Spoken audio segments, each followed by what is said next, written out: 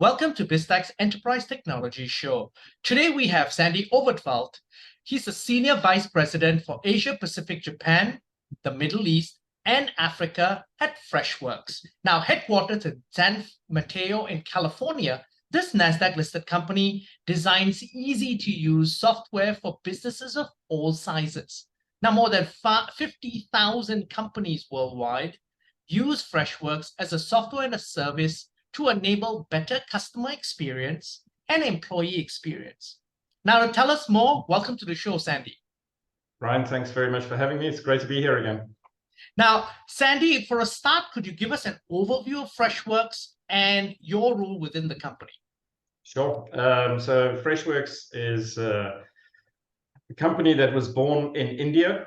And so we think of it very proudly as an Asia-Pacific startup company, an Indian startup company. We started in the customer service space as we try to simplify how customers could interact with companies that they worked with. And that has built out over time, where we also then worked on specifically employee experience. And then you start to realize that actually all of it needs a universal record, and then you may as well do sales and marketing to go with it. And so the way we think about it totally now is we have a platform in which an employee and a customer can get treated the same way and can access the services that they need, whether that be self-service or a WhatsApp channel or a chat, to get the answers that they need. And we power all that with AI so that people can really get answers very, very quickly. And as we said earlier in our little preamble before, you know, the need and desire for instant answers is really moving faster and faster. Absolutely. So, and you've got a wide remit. Walk us through, your focus, not only from the Asia Pacific region and what you're seeing perhaps in the Middle East and Africa. Sure. It's 24 time zones, so I could work 24 hours a day, but fortunately, I have great teams on the ground. I think the key of the entire region is it's a very relationship region. So it's really about what relationships you can build with people and building trust and being a partner with them. I think that's far more important in both Asia Pacific as well as Middle East and Africa. People partner with you for the long term, and they build the trust with you. So I think that's the great thing that kind of really draws us through the lines there. And they're also always very cost sensitive, and so they're looking for value returns all the time. But essentially, I think some of the markets are very different. So if we see what our customers are getting up to in Kenya, and our customers in South Africa dealing with power outages versus our customers in Sydney in a much more developed market, we do have to engage with our customers differently and really understand their local nuances and how their customers interact with them, and what type of channels are important in which countries. So, Sandie, we interviewed your predecessor 2 years ago, but the business at Freshworks has grown dramatically since then.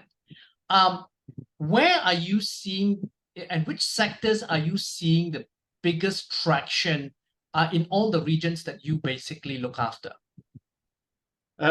It's a difficult one to answer because we have these three distinct product sets that we work with. Some of them are, if you think about customer service, that tends to be much more of a companies doing direct-to-consumer engagement or large B2B type marketplace platforms. Whereas if we look at our employee experience or ITSM tools, that's really horizontal and we can work through any type of business. I think the one thing that probably draws through all of them, which is why the topic is so pertinent, is I don't think there's a single CEO that didn't, on their top 3 things to do for 2023, didn't have do more with less or drive productivity or whatever other acronym you want to use for it or whatever other words you want to use for it. And so I think the core focus in the conversations we're having with people all the time is, how quickly can we get to value? Nobody wants to do 5-year projects anymore. It's how do we very quickly get something in, and how do we very quickly see value and results out of it, and then how do we work with you to develop that over time. And I think that's what we pride ourselves on, is that the software is easy to use, it's configurable rather than requiring heavy coding. And it is about how do you keep the agility in your business as you drive software to drive more automation and to drive increased productivity as we go forward. Okay, Sandie, I want to drill down on really the do more with less. Okay. And where are you seeing, and as you said correctly, every business leader wants to do more with less, whether you're in APAC, whether you're in Africa, whether you're in the Middle East, or everyone wants to do that. But the challenge is you've got to do that by balancing, obviously, your employee experience versus your customer and your growth experience. You need to grow the business, but at the same time, your employees need to be engaged enough so that they continue to be engaged and retained in the business. Otherwise, there's no long-term sustainability. That's the challenge, isn't it? How do you help them? 100%. Look, I think it works through different things, but it's, if you take an example of, I met with a BPO company who employs 50,000 people across a bunch of countries, and I asked them what their average employee tenure was, and they said 9 months. And then you pause for a moment and you go, that means I'm onboarding and offboarding 60,000 people every single year. that's an enormous you task. can't hire enough people to do the onboarding or offboarding. You actually need to go find software that lets you drive better productivity. And then secondly, you want to provide those employees tools that they don't leave after 9 months, but they first leave after 12, and then maybe you get that to 18 months.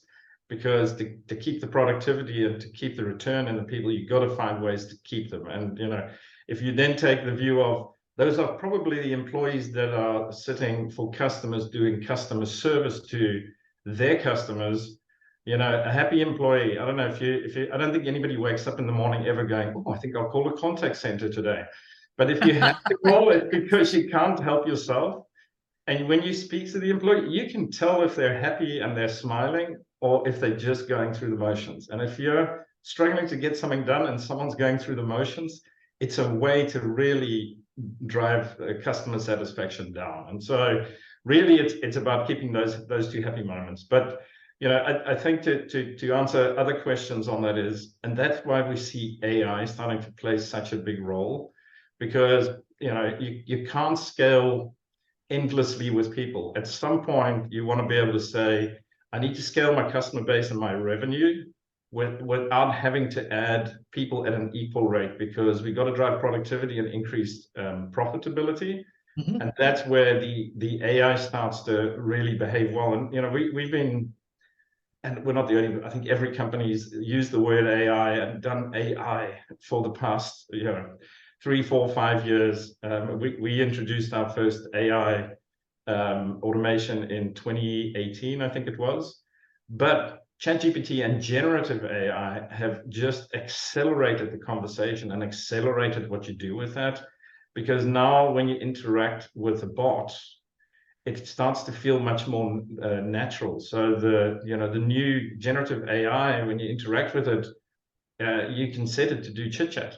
So, you know, you can actually get it to feel like it's a human on the other side, and it's becoming increasingly difficult to tell if you're talking to a bot or whether you're talking to a human. And this has been a pet peeve for a lot of customers, isn't it? I don't want to talk to a machine, but as you've pointed out, that's been the game changer with generative AI and ChatGPT. Suddenly, the lines are blurred. You're not really sure whether you're talking to a bot or you're actually talking to a real person. Correct. And you know, and people shouldn't be scared about that. People should actually feel really good about that it starts to feel like a natural interaction. You know, traditionally what people do is build a knowledge base. You know, it used to be those 3 FAQs on a website many years ago. And then, you know, you go, but what I'm asking is not there. And then people started to build a knowledge base, you know, and in reality, if you look at anybody doing external customer service or even internal employee customer service, the reality is there's probably 5 questions that make up 90% of the interactions. You know, if you're in e-commerce, it's number 1 question, Where's my stuff? number two question, how do I return the stuff I just got? So if you know those things exist, you have the ability to actually integrate into your own systems and let customers help themselves. Why would you want them sitting waiting for an agent for 2 minutes to get an answer, and then the agent says, oh, hang on a second, let me look it up in another system? Why would I not be able to go, hi, hey, hi, Sandie, welcome back. I see you just placed an order. Is this chat about the order? Yes. Would you like to know where it is? Yes. It's going to be delivered tomorrow between 9 and 12. That's a great experience versus, a loop chat that then turns into an email that you then have to wait for. And so we're seeing that really build, and we're seeing customers come up with fantastic examples and ideas of how to use generative AI, which is ChatGPT, so where it actually generates content, of ways to interact both with their customers and with their staff to give them a real feeling of satisfaction and to make it feel like a natural interaction. Okay, Sandie, give us some examples of that, of some customer cases where, as you said, there's great examples of how they've done this. I always have to think of what I'm allowed to say and what I'm not allowed to say. Maybe if you wish, you can drop the name, but you can give us an idea of size of the business and regions they cover. So sure. Let me just think of a good example. We have a huge retailer in Africa. They have 4,700 stores across 24 countries. So you can imagine if you have 4,700 stores and all of those have a point of sale in them, and they probably have some sort of display, and the chances are 90% that the staff in those stores are non-technical. So what do you do when your till stops operating, or your point of sale stops operating? Yep. And so this customer has basically built a full system with knowledge base, etc., internally of what the typical issues are, and they've built a bot on WhatsApp, because what they've realized is even if the power goes out, because in South Africa there's rolling blackouts, which they call load shedding, which I've never seen anybody actually come up with a description that makes it almost feel friendly to not have power for 6 hours a day. But even if there's load shedding, there may still be a mobile network, and they can actually then connect back to the IT help desk, tell them what the issues are, and get it resolved and get the store back up and running as quickly as possible. And obviously, it's not just a WhatsApp, because it's a WhatsApp bot that's built on top of a knowledge base. The generative AI will naturally look to solve the problems for them and take them through what the basic things would be. Whereas previously, prior to generative AI, what you would get is one of these three help center articles might be interesting for you, and then people have a habit of writing these 3-page documents, and now you're scrolling on your phone through 3-page documents, whereas generative AI knows which section of the help center article is useful for you and just plays the paragraph to you. And so they've driven massive productivity through this and actually really helped on how they manage their stores and the uptime in their stores. And that's really an amazing example, because as you were explaining that, I'm thinking about all the savings of time and uptime. Because if your till is not working, you're not collecting cash, everything grinds to a halt. Correct. You can have a line that's 20 deep and everything grinds to a halt. So the faster this is solved, the faster you can get that. And WhatsApp is clever, because basically then you have something that basically is enabled without, which you can operate without power, essentially, because the devices are self-powered.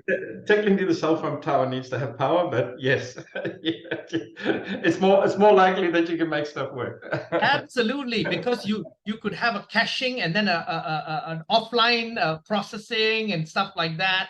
Yeah, absolutely, that's an amazing use case.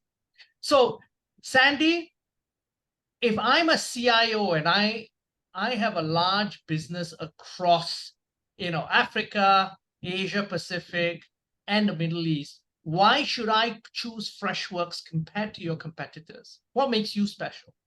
I think what makes us special is that I think because of the way we grew up and the companies, like our first companies that we had to deal with were some really complex companies in India. And I think people underestimate, when you're working in a country with 1.2 billion people in it, you very quickly end up with customers who are trying to serve several hundred million customers. And so even when we were quite small, we were having to solve very complex problems. And I'm sure you'll agree with me that the level of patience is probably low, and the desire to get things done fast is very high in India. People they don't. What do you mean you can't do it today?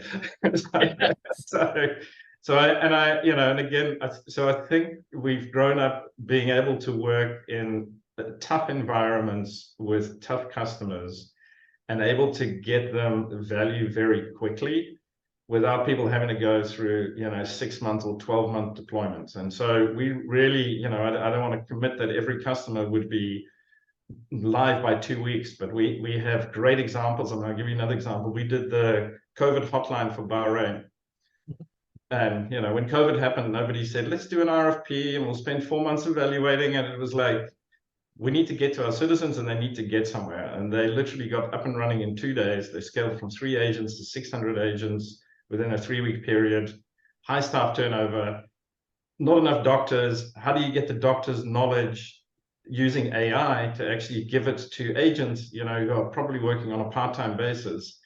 And we're very proud, and the government talks about it very proudly too, is I think the population's 2.5 million people, and they had 4.5 million contacts. So almost every citizen of the country called the hotline at least once. And so, I think that's just the example of, how quickly we can drive value, and then how you can use reporting to get that live. So if your requirements are basic, it's really easy to get up and running, but we can handle great complexity too. And again, whether that's for a contact center or whether that's for IT service management or enterprise service management for your employees, it's really about, nobody wants to go spend 6 to 12 months on a project. It's about, how do we look at what the core issues are you're trying to solve, and how do we get you live in 1 to 2 months max. We try really hard to kind of do 4 to 6 weeks, show the value, and then build it through. And so that would be my message to all CIOs. If you want time to value and you want low risk, this is the way to go, because we're cloud-based.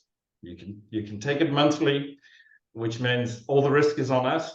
And really, it's about us making you successful and keeping you as a long-term customer. Now, Sandie, I just read an article in Forbes India. It expects you to hit just under 600 million at the end of 2023. Now, that's a growth of 19 to 20% year on year. Wrap up for us 2023 for you, and what the biggest milestones have been for this year at Freshworks. Sure. Look, I think we're if you look at us 10 years ago, we started as a business focused on SMBs and how to get SMBs up and running quickly. And probably our first 20,000 customers signed up and self-served, which is something to be proud of. I mean, that's part of how you make the software easy, that people can actually do what they need to. Yep. And then you slowly move up market. I feel like 2023 was our milestone where we really stepped into the upper mid-market space, where we're really starting to deal with much larger customers with much more complex problems, who understand that actually they need the same agility. They don't want to, as one CIO said to me, he said, I'm tired of pouring concrete and then needing a jackhammer to remove it. I want pliability, and if my business changes or I have to make a big acquisition, I want to be able to add that to it. Or if I change 3 back-end systems, I don't want it to impact what I do with you. And so I think we proved that this year with some of the larger customers that we worked with. I think we've proved it with some of the digital natives we worked with who had a tough time raising funds this year and also had to move to profitability and therefore drive higher productivity. And so that feels to me like 2023 was a milestone. We've grown up as an organization. We're much more focused on the regions we're in, and really making sure that we're staffing those and keeping a connection back to India. You know, so I like to joke to say we're a 5,000 employee startup, and we're attempting to keep our agility while driving real governance for large companies. But that's what 2023 felt like. It felt like we're really coming of age, and more companies are trusting us with it. And you know, as money becomes expensive again, and customers or CFOs are really going, is that spend necessary? And is it going to get us the return we need? We think of ourselves as a cost leader, which means we're not always the cheapest, but we're going to get you the best bang for your buck. As a cost leader, we're having a lot of conversations. Fantastic. Now, it's been a fascinating conversation, really great update on what's happening at Freshworks. But Sandie, before we leave, any final thoughts you'd like to leave the audience with? Everyone's a customer. You know, the great thing I say about customer service, people go, oh, but how do you know what customer service is? I said, when last did you have a package that didn't arrive? When last did you have to phone your bank because the app didn't work? Everyone's a customer. So everyone has an opinion on what customer service should be.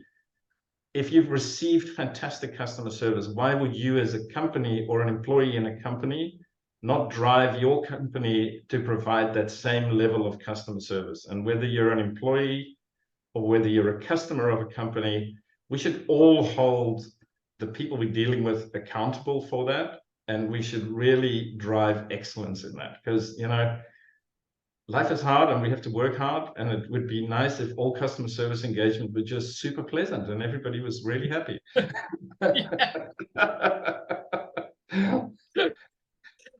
Sandie, it's really been a pleasure having you on the show. Thank you very much for coming on. Fantastic. Thanks, Brian. Really appreciate you having me. We've been speaking to Sandie Overtveld. He's the Senior Vice President for Asia Pacific, Japan, Middle East, and Africa at Freshworks. I'm Brian Fernandez, and you've been watching and listening to Biztech's Enterprise Technology Show. This interview will be on our website, www.biztech.asia, as well as our syndication partners, TV stations, radio stations, and websites. Thanks a lot for tuning in.